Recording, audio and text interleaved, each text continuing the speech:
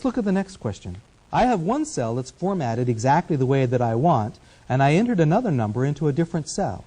Is there some way that I can make the second cell look just like the first one?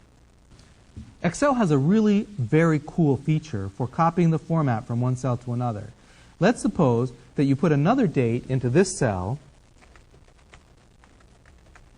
and Excel formats it using the default format for a specific date, and you want to copy this format into that cell. So what you do is a cell that has the format that you like, and then up in the main toolbar, click the thing that looks like a big paintbrush. It says Format Painter, and then click the cell or the range that you want to format. And there, Excel copied the format from the one cell directly onto the other cell without changing anything else.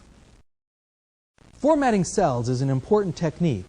It allows you to get the cell to look just the way you want, so the person looking at the spreadsheet interprets the values properly.